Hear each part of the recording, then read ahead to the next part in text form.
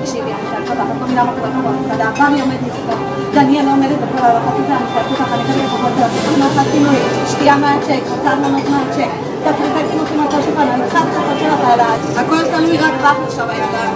את זאתי שתקציבי לי את המצב.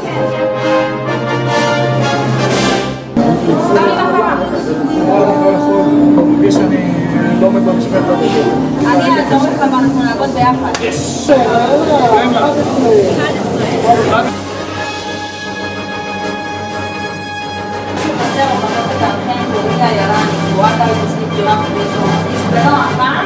שיש לכם בתיאבון, לא להכניס את הכלום, מה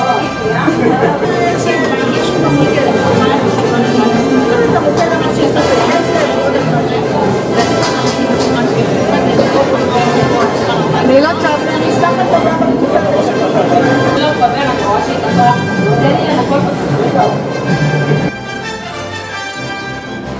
לי חשובים בדירה אחת 3 דברים, ביטחון, אקסטרה לאב ואנרגיה. אני לוקחת את עיקרון הבטחון סופר ברצינות. פה